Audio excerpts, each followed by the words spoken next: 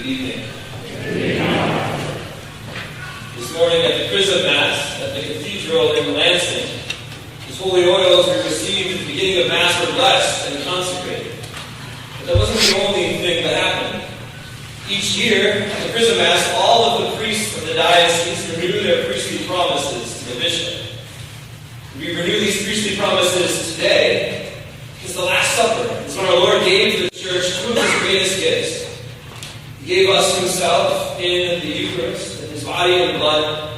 He gave us Himself in the priesthood. We hear about the Eucharist a lot, and so tonight I actually want to preach about the priesthood. I love being a priest, and I love the priesthood. But often in today's world, it's misunderstood, it's mocked, it's derided. So I want to preach on it tonight. St. John Vianney, the patron saint of priests, he said this: "The priesthood is the love of the heart of Jesus." The priesthood is the love of the heart of Jesus. It sounds really nice. But what does it actually mean? Or to ask a bigger question, what exactly was Jesus giving us?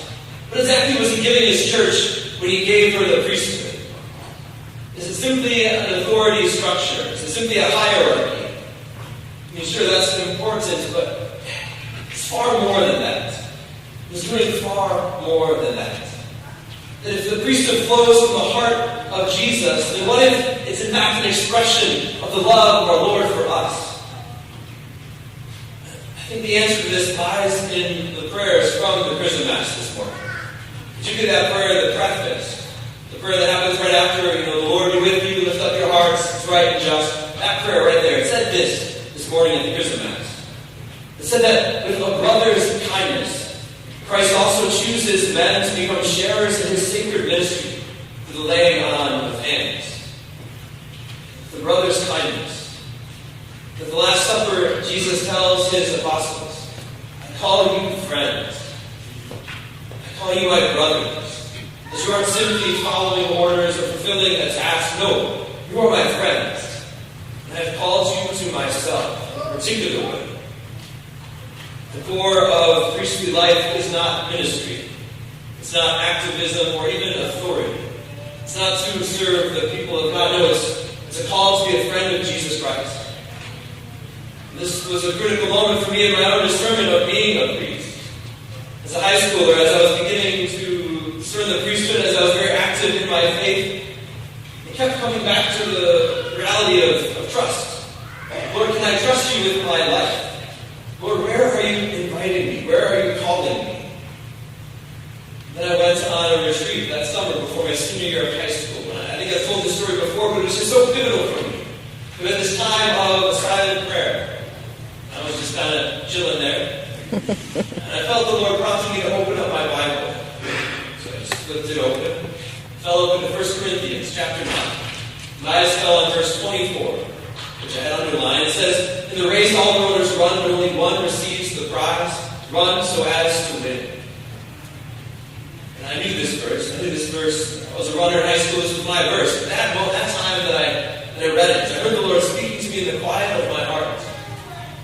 "Joshua, the only way to run so as to win is to run as I'm calling you to run, and you've been taking your competitiveness, your desire for success in sports and academics, and you're trying to be the best Christian. I don't want you to be the best Christian. I just want you to be mine. I just want you to be mine." And in that moment, I knew that I could trust. I knew that, Lord, if you've made me for yourself, and that's all that I need. If you call me your friend and your brother, you say that I am yours, then it means I can trust you. But why does this have to come first? Well, when you're friends with someone, then you start to act like them. You start to talk like them. You start to think like them. You start to look like them. See, the preface from this morning continues. It says, "As they give up their lives for you, Father, and for the salvation of their brothers and sisters, they strive to be conformed to the image of Christ Himself, and offer you a constant witness of faith and love. To be the image of Christ Himself. To be the love of the heart of Jesus for his church, to incarnate Christ, to make him present. That is the essence of the priesthood. Yes, all the sacraments bring us the love and grace of Christ, but our Lord knew. Our Lord knew from the depths of his heart that his church needed to see that love in a person, that his church needed fathers, that he needed those who actually could go to those in need of mercy, to seek and to save the lost, those that could actually be his image.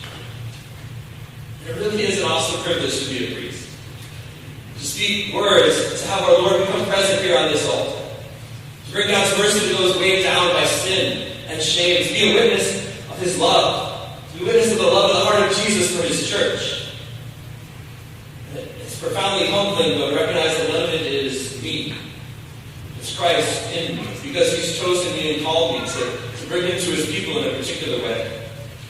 And I'm just one of many chosen men. Chosen so that the church may know that she has fathers who are laying down their lives for her. A critical, essential part of this, part of this love of the heart of Jesus, is priestly celibacy. That a priest is united to Christ and wholly given to the church. Just 2 years into the priesthood, how do we see this so clearly? Not just in the practicals or the time, but in the heart.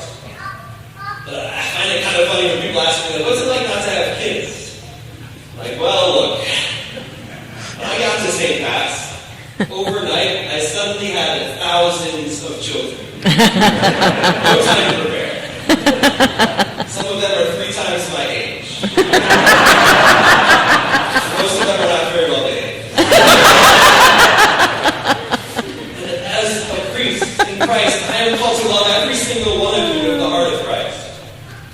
For you to know that I'm there for you, any hour of the night or day, that there is no one who has a greater claim on the heart of your priest than you. Just like no one has a greater claim on the heart of Christ than you. Well, Grant, in our over-sexualized culture today, it's hard for many to understand what this is like, how this could be. And yet, that's why priestly celibacy is even more radical and beautiful witness today than ever.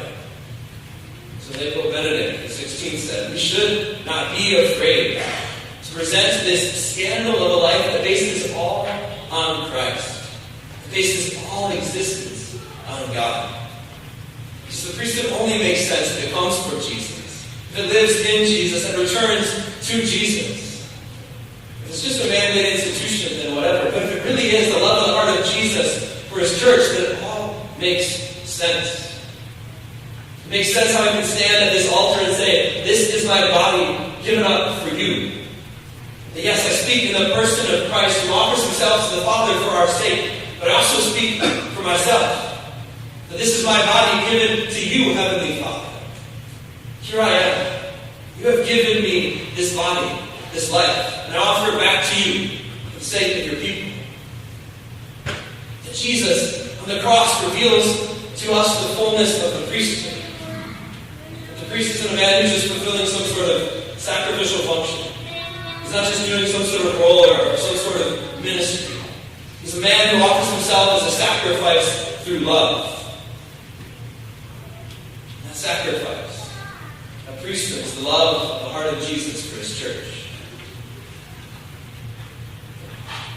I want to say something here that isn't often said. And while I don't think there's many here that would disagree with this, I still want to say it. The idea of married priests, the idea of female priests, it's not what the church needs. It isn't the solution to a vocations crisis. Those who put forward those as options, I don't think understand the heart of the priesthood. That it's not a human institution. It's not a position of power or authority. The priesthood is the love of the heart of Jesus for his church. The heart of our Lord who came to serve and not to be served. Jesus who washed his disciples' feet. The heart of our Lord who came to lay down his life as a ransom for many. To offer himself as a living sacrifice. And the priesthood is a gift. It's a gift from the heart of Jesus to his church. And it's not ours. It's not ours to do with it what we will or try to reshape it in our own image. It's a gift from Christ himself, and he knows what his church needs. The church, we have no power to change that, nor should we want to. And Christ knows what his church needs. He knows it needs fathers. He knows it needs men to be able to the image of his heart for his people. The church is in need of more priests, and Christ's instructions to us were clear. We should pray. Pray that the master of the harvest would send more laborers into harvest, because the harvest is abundant. The laborers are few. Pray for more priests. Pray for men to hear the call of the Lord, to be his companions, his friends, his brothers, to be an image of Christ's love for his people. We do not have because we do not ask. So please pray. So I thank God every day that I'm a priest. Next to salvation, it is the greatest gift I've ever been given. Is it easy? No. No vocation is easy. No life of genuine good love is easy. It's not the right question. Every vocation is a cross we're called to carry with the Lord. But is it beautiful? Is it fruitful? Is it uniting me to Jesus on the cross? Is it worthy of the offering of my life? Yes. Undoubtedly, yes. The priesthood is the love, the heart of Jesus. Tonight, Jesus is inviting us back to his heart. He invites you back to his heart. Me back to his heart. His heart that he gives to us in the Eucharist. His heart that he gives to us through his priest. His heart that he reveals to us as he washes our feet. His heart that is willing to take the steps toward Calvary, to offer his life for our salvation. His heart that holds nothing back from you, and that gives everything for you. So these next few days, as we walk with him towards the cross and soon to the resurrection, hold nothing back from him. Hold nothing back from him. Not your hearts, not your life.